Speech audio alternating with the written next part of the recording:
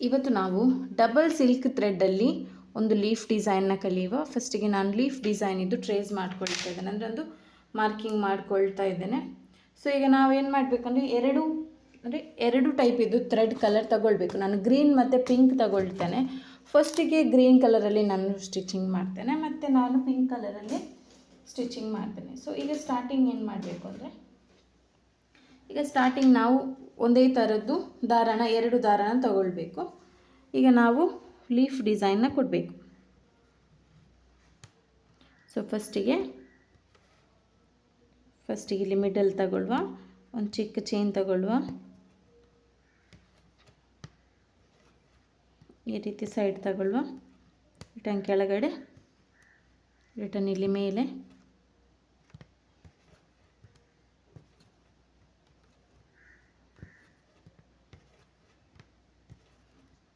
ಈ ರೀತಿ. ಬೇಕಾದರೆ ನೀವು ಸೆಂಟರಿಗೆ ಒಂದು ಲೈನ್ ಹಾಕ್ಕೊಳ್ಳಿ, ನಿಮಗೆ ಮಿಡಲ್ ಗ್ಯಾಪ್ ಬರುತ್ತೆ ಅಂದರೆ ಸೆಂಟರಿಗೆ ಒಂದು ಲೈನ್ ಹಾಕ್ಕೊಂಡು ಆ ಲೈನ್ನ ಪ್ರಕಾರನೇ ನೀವು ಸ್ಟಿಚ್ ಮಾಡ್ಕೊಂಡು ಬಂದರೆ ಆಯಿತು. ಎರಡು ಎಳೆ ದಾರನೇ ಇರಬೇಕು, ಇಲ್ಲ ಸಿಂಗಲ್ ಎಳೆ ಆದರೆ ಕಟ್ ಆಗುತ್ತೆ ದಾರ. ಸೊ ಹಾಗಾಗಿ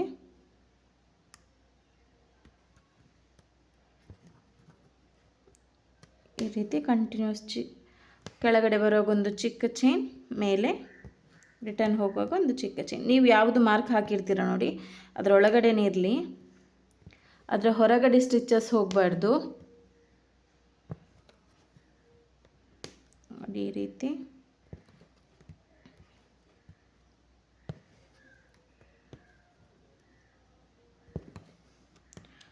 ನೀಡಲ್ನ ಯಾವತ್ತೂ ಸ್ಟ್ರೈಟ್ ಇಟ್ಕೊಳ್ಬೇಕು, ಕ್ರಾಸ್ ಮಾಡಬಾರ್ದು. ಕ್ರಾಸ್ ಮಾಡಿದರೆ ನಿಮಗೆ ಸ್ಟಿಚಸ್ ತುಂಬ ಕಷ್ಟ ಆಗುತ್ತೆ. ಮತ್ತು ನೀವು ಸ್ಟಿಚಸ್ ಮಾಡ್ತಿರಲ್ಲ ಅದರ ಮಿಡ್ಲಲ್ಲಿ ಸ್ವಲ್ಪನೂ ಗ್ಯಾಪ್ ಬರಬಾರ್ದು. ಆ ರೀತಿ ನೀವು ಪ್ರಾಕ್ಟೀಸ್ ಮಾಡಬೇಕು. ಪ್ರಾಕ್ಟೀಸ್ ಮಾಡುವಾಗಲೇ ಗ್ಯಾಪ್ ಬರದ ರೀತಿಯಲ್ಲೇ ಪ್ರಾಕ್ಟೀಸ್ ಮಾಡ್ತಾ ಹೋಗಬೇಕು. ಇಲ್ಲದಿದ್ದರೆ ಏನಾಗುತ್ತೆ, ನೀವು ಸ್ಟಿಚಸ್ ಮಾಡ್ತಾ ಹೋಗ್ತೀರಾ, ಬಟ್ ನೀವು ಯಾವುದು ಬಟ್ಟೆ ಯೂಸ್ ಮಾಡ್ತಿದ್ದೀರಾ ನೋಡಿ ಆ ಬಟ್ಟೆ ಕರೆಕ್ಟಾಗಿ ಸ್ಟಿಚಿಂಗಲ್ಲಿ ಕಾಣುತ್ತೆ. ಸೊ ಹಾಗೆ ಆಗಬಾರ್ದು. ಸೊ ಆದಷ್ಟು ನೀಟಾಗಿ ನಾವು ಸ್ಟಿಚಿಂಗನ್ನು ಮಾಡಬೇಕು. ಸಿಲ್ಕ್ ಥ್ರೆಡಲ್ಲಿ ಸಿಲ್ಕ್ ಥ್ರೆಡಲ್ಲಿ ನಾವು ಸ್ವಲ್ಪನೂ ಬಟ್ಟೆ ಕಾಣಬಾರ್ದು, ಆ ರೀತಿ ಸ್ಟಿಚಿಂಗ್ ಮಾಡಬೇಕು. ಸೊ ಈಗ ಒಂದು ಲೈನ್ ಆಯಿತು, ಒಂದು ಸೈಡ್ ಆಯಿತು. ನೋಡಿ ಇಲ್ಲಿಂದನೇ ನಾಟ್ ಹಾಕ್ತೇನೆ ನಾನು, ನೋಡ್ಕೊಳ್ಬೋದು. ನಾಟ್ ಕೂಡ ನಾವು ಸೇಮ್ ಝರಿ ಥ್ರೆಡಲ್ಲಿ ಹೇಗೆ ನಾಟ್ ಹಾಕ್ತೇವೆ ಅದೇ ರೀತಿ, ಬಟ್ ಇದು ಸ್ವಲ್ಪ ಜಾಗೃತಿಯಲ್ಲಿ ಸ್ಟಿಚ್ ಮಾಡಬೇಕು. ಯಾಕಂದರೆ ಇದು ಸಿಲ್ಕ್ ಥ್ರೆಡ್ ಆದ ಕಾರಣ ಜಾರುತ್ತೆ, ನಾವು ಕೆಳಗಡೆಯಿಂದ ಒಂದು ಸಲ ಎಳೆದು ನೋಡುವಾಗ ಜಾರುತ್ತೆ. ಸೊ ಹಾಗಾಗಿ ನೋಡಿ ನನಗಿದು 4ನೇ ಸಲ ನಾಟ್ ಹಾಕೋದು. ಈ ರೀತಿ ಆಗುತ್ತೆ ನೋಡಿ. ಅದು ನಂದು ಮೊಬೈಲ್ ಕ್ಯಾಮರಾ ನಾನು ಹತ್ತಿರ ಇಟ್ಟಿದ್ದೇನಲ್ಲ, ಹಾಗೆ ನನಗೆ ಸ್ಟಿಚ್ ಮಾಡಲಿಕ್ಕೆ ಸ್ವಲ್ಪ ಕಷ್ಟ ಆಗ್ತಾ ಉಂಟು.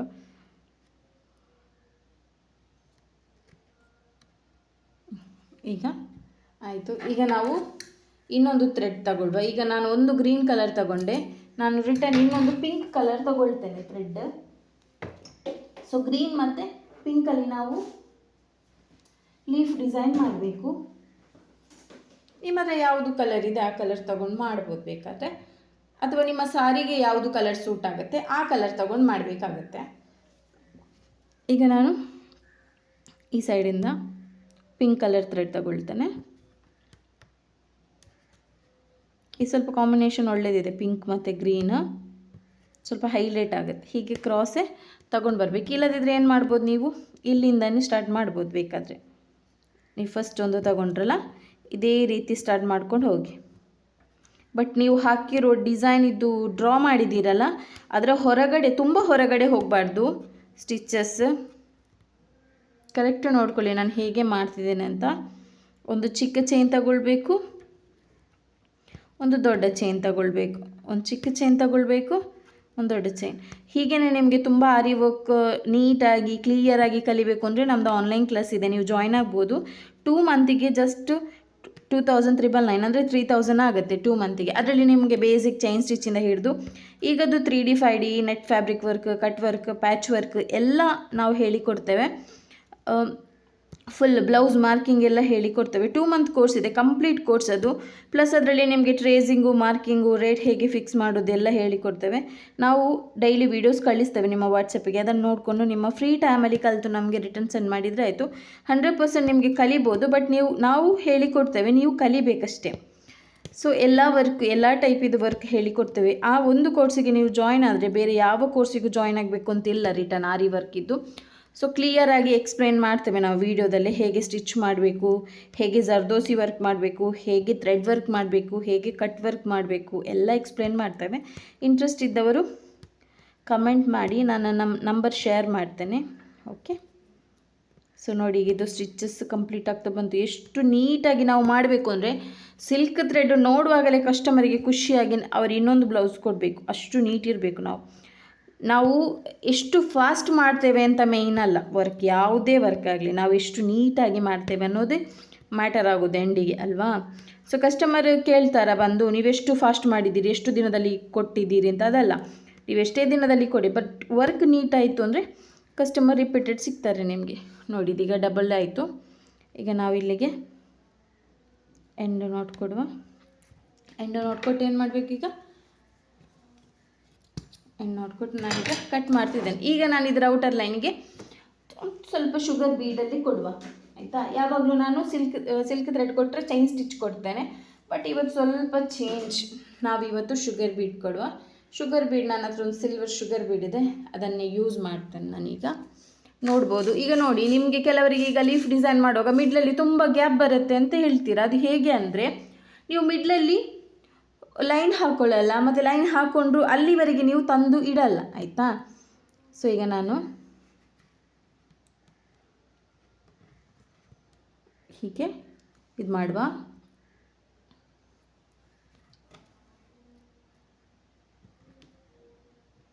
ನೋಡಿ, ಈಗ 1 ಅಥವಾ 2 ಅಥವಾ 2 ಅಥವಾ 3 ಆ ರೀತಿ ಬೀಡ್ಸ್ ಸ್ಟಿಚ್ ಮಾಡ್ಕೊಂಡು ಬರಬೇಕು. ನೋಡಿ, ಈ ರೀತಿ. ಅದು ಪದೇ ಪದೇ ಕೈ ತಾಗುತ್ತೆ ಕ್ಯಾಮರಾಗೆ, ಹಾಗೆ ಒಮ್ಮೊಮ್ಮೆ ಶೇಕ್ ಆಗುತ್ತೆ. ನೋಡಿ, ಇಲ್ಲಿ ಬೇಕಾದರೆ ನೀವು ನಾಟ್ ಹಾಕಿ. ನಿಮಗೆ ಶೇಪ್, ಕೆಲವರಿಗೆ ಲೀಫಿದು ಶೇಪ್ ಕರೆಕ್ಟ್ ಬರೋದಿಲ್ಲ ಅನ್ನೋರು ಇಲ್ಲಿ ನಾಟ್ ಹಾಕಿ. ಇಲ್ಲಿ ನಾಟ್ ಹಾಕಿ ಏನು ಮಾಡಬೇಕು, ನಾವು ರಿಟರ್ನ್ ನಾವು ಇಲ್ಲಿಂದ, ಆಯಿತಾ, ಈ ಸೈಡಿಂದ ನಾವು ರಿಟರ್ನ್ ಸ್ಟಿಚ್ ಮಾಡುವ. ನೋಡಿ, ಇಲ್ಲಿಂದ ಒಂದು ಬೀಟ್ಸ್ ಬಿಟ್ಟು ಇಲ್ಲಿಂದ ಹೀಗೆ ಸ್ಟಿಚ್ ಮಾಡುವಾಗ ನಿಮಗೆ ಶೇಪ್ ಕೂಡ ಕರೆಕ್ಟ್ ಬರುತ್ತೆ. ಲೀಫಿದು ಆ ಲೀಫಿದು ಪಾಯಿಂಟ್ ಇದೆಯಲ್ಲ, ಶೇಪ್ ಅದು ಕರೆಕ್ಟ್ ಬರುತ್ತೆ. ನೋಡಿ, ಈಗ 1 ಅಥವಾ 2 ಅಥವಾ ನೀವು 2 ಅಥವಾ 3 ಹಾಗೆ ಹಾಕ್ಕೊಂಡು ಹೋಗ್ಬೋದು ಬೇಕಾದ್ರೆ.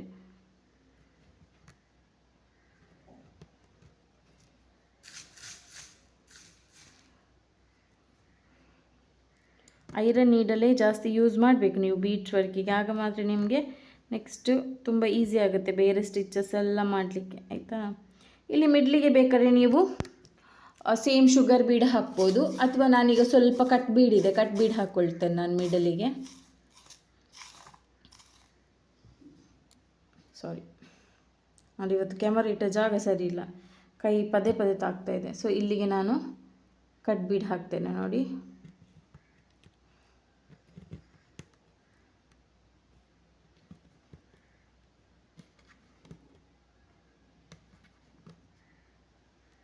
ಎರಡೆರಡು ದಾರನೇ ತಗೊಳ್ಬೇಕು ನೀವು. ಸಿಲ್ಕ್ ಥ್ರೆಡ್ ಸಿಂಗಲ್ ತಗೊಳ್ತೀನಂದರೆ ಸಿಂಗಲಲ್ಲಿ ನಿಮಗೆ ಬೇಗ ಕಟ್ ಆಗುತ್ತೆ, ಸೊ ಮತ್ತೆ ನಿಮಗೆ ಅದು ಕಷ್ಟ ಆಗ್ಬೋದು. ಸೊ ನೋಡಿ, ಇದು ಕಂಪ್ಲೀಟ್ ಆಯಿತು. ಇದು ಬೇಕು ಅಂತಾದರೆ ನೀವು ಒಂದು ಸಿಲ್ವರ್ ಕಲರಲ್ಲೇ ಚೈನ್ ಸ್ಟಿಚ್ ಕೊಡ್ಬೋದು ಈ ಬೀಡ್ಸ್ನ ಔಟರ್ ಲೈನಿಗೆ, ಅಥವಾ ಹಾಗೇ ಬೇಕಾದರೂ ಬಿಡ್ಬೋದು. ಬಟ್ ನೀವು ಇದು ಔಟರ್ ಲೈನ್ ಕೊಡೋದಕ್ಕೂ ಔಟರ್ ಲೈನ್ ಕೊಡದಿರುವುದಕ್ಕೂ ಒಂದು ನಿಮಗೆ ಫಿನಿಶಿಂಗ್ ತೋರಿಸ್ತೇನೆ ಈ ವಿಡಿಯೋದಲ್ಲಿ, ನೋಡಿ ಹೇಗೆ ಬರುತ್ತೆ ಅಂತ. ಸೊ ಇದರ ಔಟರ್ ಲೈನಿಗೆ ನಾನು ಸಿಲ್ವರಲ್ಲಿ ಫಿನಿಶಿಂಗ್ ಕೊಡ್ತೇನೆ. ನೀವು ಡಿಫ್ರೆನ್ಸ್ ನೋಡ್ಬೋದು, ಔಟರ್ ಲೈನ್ ಕೊಡದೆ ಹೇಗೆ ಕಾಣುತ್ತೆ ಅಂತ ಡಿಸೈನ್. ನಾವೊಂದು ಪ್ರೊಫೆಷ್ನಲ್ ರೀತಿಯಲ್ಲಿ ಆರಿ ವರ್ಕ್ ಮಾಡಬೇಕು ಅಂದರೆ ಈ ರೀತಿ ಔಟರ್ ಲೈನ್ ಕೊಡಲೇಬೇಕಾಗುತ್ತೆ ನಾವು ಸ್ಟಿಚಸ್ಸಿಗೆಲ್ಲ, ಆಗ ಮಾತ್ರ ನೀಟ್ ಕಾಣೋದು. ಇಲ್ಲದಿದ್ದರೆ ಏನಾಗುತ್ತೆ, ನಾವು ನಾರ್ಮಲ್ ಬೀಟ್ಸ್ ವರ್ಕ್ ಮಾಡಿದಾಗೇ ಆಗುತ್ತೆ. ನೋಡಿ ಈ ರೀತಿ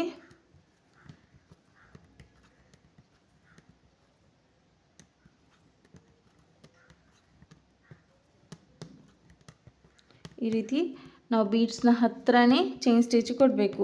ಬೀಡ್ಸ್ ಒಂದು ಕಡೆ, ಸಿಲ್ಕ್ ಥ್ರೆಡ್ ಒಂದು ಕಡೆ, ಮತ್ತು ಈ ಝರಿ ಥ್ರೆಡ್ ಒಂದು ಕಡೆ ಆದರೆ ಅದು ಫಿನಿಶಿಂಗ್ ನೀಟ್ ಬರಲ್ಲ. ಸೊ ನೀವು ಆದಷ್ಟು ಈ ರೀತಿ ಪ್ರಾಕ್ಟೀಸ್ ಮಾಡುವಾಗಲೇ ನೀಟಾಗಿ ಪ್ರಾಕ್ಟೀಸ್ ಮಾಡಿದರೆ ಒಳ್ಳೆಯದು. ನಮ್ಮದು ಆರಿ ವರ್ಕ್ ಆನ್ಲೈನ್ ಕ್ಲಾಸ್ ಕೂಡ ಇದೆ, ಮತ್ತು ತಂಜೂರು ಪೇಂಟಿಂಗ್ ಕ್ಲಾಸ್ ಕೂಡ ಇದೆ. ಯಾರಿಗಾದರೂ ಬೇಕು ಅಂತಾದರೆ, ಆನ್ಲೈನಲ್ಲಿ ಬೇಕು ಅಂತಾದರೆ ನೀವು ಕಾಂಟ್ಯಾಕ್ಟ್ ಮಾಡಿ, ಆಯಿತಾ? Thank you.